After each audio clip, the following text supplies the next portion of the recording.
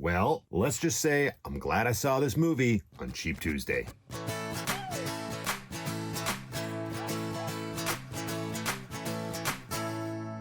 The Protégé is the new movie from director Martin Campbell that stars Maggie Q, Michael Keaton, and Samuel L. Jackson. In the movie, Maggie Q plays Anna, the adult version of a child who was rescued from a Vietnamese crime den by Samuel L. Jackson, who is a high-profile assassin. He takes her under his wing, and the child grows up under his tutelage to become a pretty kick-ass assassin herself. Then, one day, some baddies target her closest friends, and Anna must set out to find out why and kill them in very stylish ways.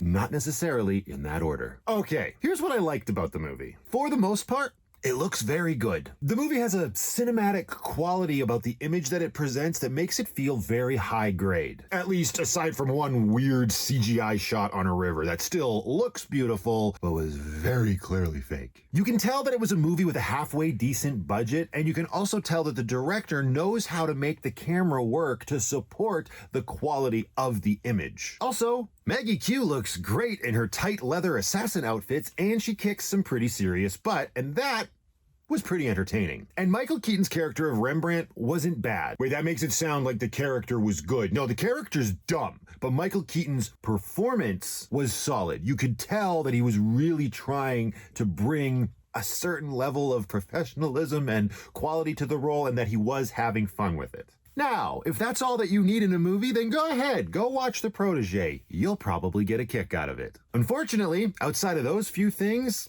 there isn't a lot I can say that I enjoyed about this movie. That actually surprised me, especially when you consider the talent in front of and behind the camera. Martin Campbell is a good director. He helmed 2 of my favorite James Bond movies, and also Edge of Darkness and The Foreigner.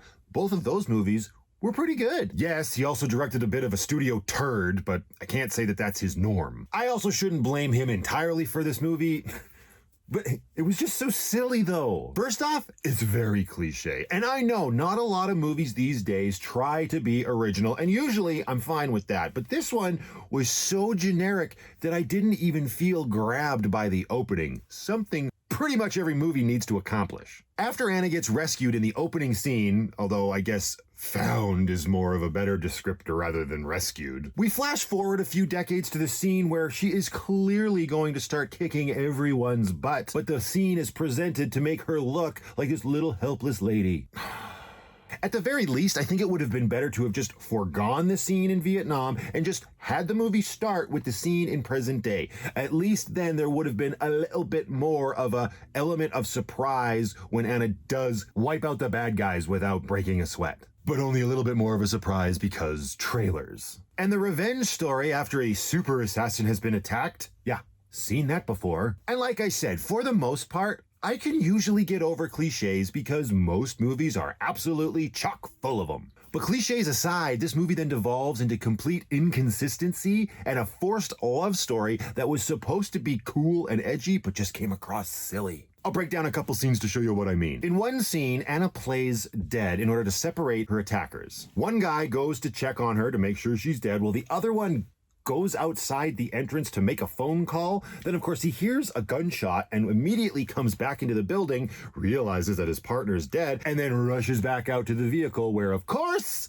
Anna is laying in wait and blows his head off. Here's the problem. There's no way she could have gotten to the car without this guy seeing. The way the scene set it up with the amount of time from the moment the one bad guy stepped out the front door to when he heard the gunshot, no way she made it past him to the car. It just wouldn't have happened. He was out, bang, he was back in. There's no way Anna is the Flash. And sure, you could argue, well, this is her store. There's probably a secret entrance, but it's an old building. There's very clearly just one way in and one way out. So even if she had some sort of like hidden hatch on the roof, again, the time frame did not allow it. It was too quick, and it made the scene feel absolutely ridiculous and convenient. The next biggest offending scene, in my opinion, is this one where Anna puts a hidden knife inside a cigar and then puts that cigar in an actual box of cigars, and that gets smuggled into the bad guy's office. And so Anna is going to, at one point, be able to grab this cigar, whip out the knife, and deal with whatever bad guys might confront her. Okay, fine. Here's the problem. The weaponized cigar has a bright orange label on on it, whereas every other cigar in the box, and we're talking like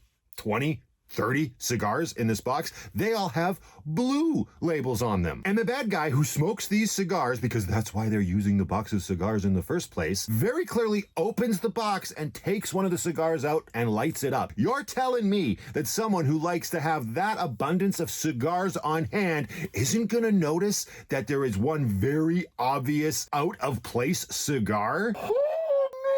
It just made it feel like the movie didn't trust the audience and just assumed we would be stupid. Oh, let me just hold your hand. Here's the fake one. That's where the knife is. Like, seriously, if we're like spies and super assassins, why couldn't we have done something, taken a little bit of time to make it feel like, oh, it's got invisible ink on it and she could put like a contact lens in her eye so that she can see it. Nah, we don't all need to know.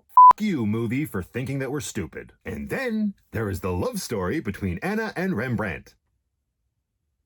And you know what? Okay, this could have worked with a little bit more finesse. Both Maggie Q and Michael Keaton are very good actors, but they had zero chemistry in this movie. Yes, there is an awesome scene in a restaurant where they're holding guns under the table at each other, and the dialogue and banter back and forth between them, that scene was entertaining. But the movie then forces a scene where they go from all-out fighting and trying to kill each other to having sex. In order for that to work, you really need better chemistry. Doesn't help when Michael Keaton has to deliver the line, "Make up your mind, kill me or f*** me." Oh, Lord. Now look, this sort of thing can work. Just look at Mr. and Mrs. Smith. Chemistry and style that got the point across. That does not exist in The Protégé. I could keep going, but you get the point. My thoughts on this movie are just more of that. I will end by saying that one aspect of the story had potential. The slow reveal of who Anna was as a kid and the events that happened leading up to her being in the cabinet where Samuel L. Jackson finds her in the opening scene, there was the potential. Maybe a story of the life Anna had with Samuel L. Jackson while he was training her would have been more entertaining. And here in this movie, all of that stuff with the flashbacks, while you can see potential, we also get smashed over the head with some pretty gratuitous violence that honestly felt out of place from the rest of this movie. The Protégé gets a 4 out of 10. Maggie Q was the best part of a generic, choppy, and ultimately misguided movie. So what about you guys? Have you seen The Protégé yet? Let me know in the comments below, and I will see you all in the next one.